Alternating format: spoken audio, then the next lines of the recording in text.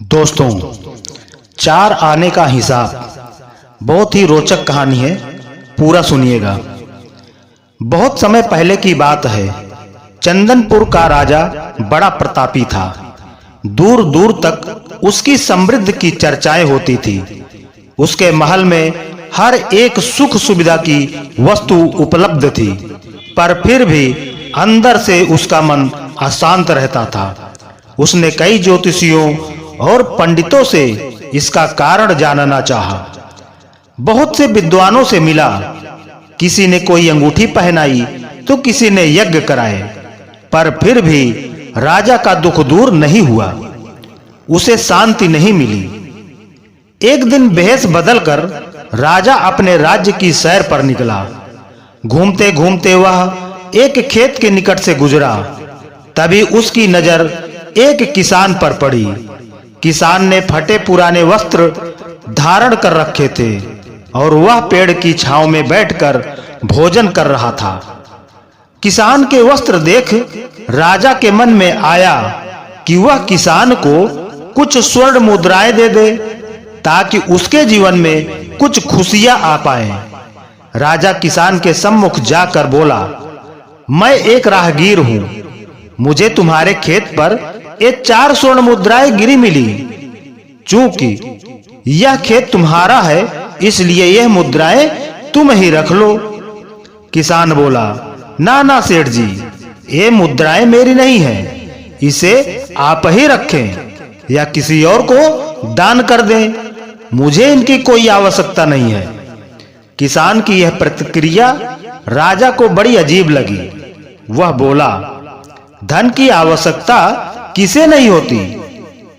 भला आप लक्ष्मी को ना कैसे कर सकते हैं? सेठ जी, मैं रोज 4 आने कमा लेता हूं और उतने में ही प्रसन्न रहता हूं। किसान बोला, क्या आप सिर्फ 4 आने की कमाई करते हैं और उतने में ही प्रसन्न भी रहते हैं? ये कैसे संभव है? राजा ने बड़े आश्चर्य से पूछा। सेठ जी, किसान बोला, प्रसन्नता इस बात पर निर्भर नहीं करती कि आप कितना कमाते हैं या आपके पास कितना धन है। प्रसन्नता उस धन के प्रयोग पर निर्भर करती है। तो तुम इन 4 आने का क्या कर लेते हो? राजा ने उपहास के लहजे में प्रश्न किया। किसान भी बेकार की बहस में नहीं पड़ना चाहता था। उसने आगे बढ़ते हुए उत्तर दिया, इन 4 आनों में से मैं कुएं में डाल देता हूं और दूसरे से कर्ज चुका देता हूं, तीसरा उधार में दे देता हूं और चौथा मिट्टी में गाड़ देता हूं। राजा सोचने लगा। उसे यह उत्तर समझ नहीं आया। वह किसान से इसका अर्थ पूछना चाहता था, पर वो जा चुका था। राजा ने अगले दिन ही सभा बुलाई और पूरे दरबार में कल की घटना कह सुनाई और सबसे किसान के उस कथन का अर्थ पूछने लगा।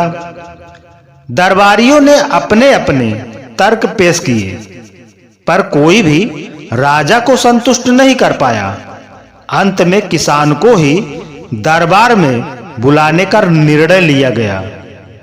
बहुत खोजबीन के बाद किसान मिल गया और उसे कल की सभा में प्रस्तुत होने के लिए निर्देश दिया गया। राजा ने किसान को उस दिन अपने भेष बदलकर भ्रमण करने के बारे में बताया और सम्मान पूर्वक दरबार में बैठाया। मैं तुम्हारे उत्तर से प्रभावित हूं और तुम्हारे 4 आने का हिसाब जानना चाहता हूं। बताओ, तुम अपने कमाए 4 आने किस तरह खर्च करते हो, जो तुम इतना प्रसन्न और संतुष्ट रह पाते हो? राजा ने प्रश्न किया।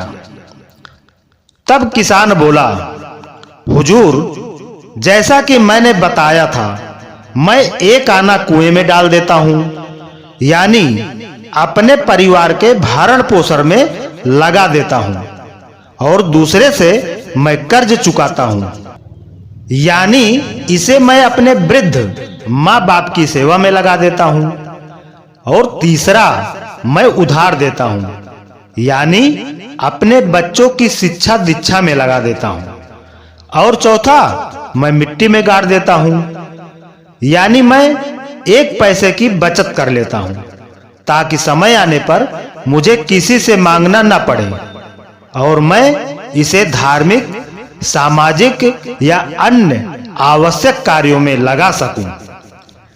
राजा को अब किसान की बात समझ आ चुकी थी। राजा की समस्या का समाधान हो चुका था। वह जान चुका था कि यदि उसे प्रसन्न एवं संतुष्ट रहना है तो उसे भी अपने अर्जित किए धन का सही उपयोग करना होगा।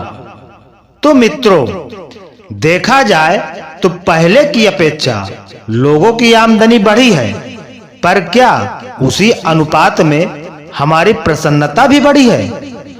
पैसों के मामलों में हम कहीं ना कहीं गलती कर रहे हैं। लाइफ को बैलेंस बनाना जरूरी है और इसके लिए हमें अपनी आमदनी और उसके इस्तेमाल पर जरूर गौर करना चाहिए। नहीं तो भले हम लाखों रुपए कमा लें पर फिर भी प्रसन्न एवं संतुष्ट नहीं रह पाएंगे। तो दोस्तों, आज की हमारी कहानी अगर आपको अच्छी लगी हो तो एक लाइक करके वीडियो को शेयर कर दें और चैनल को सब्सक्राइब करना न भूलें। धन्यवाद।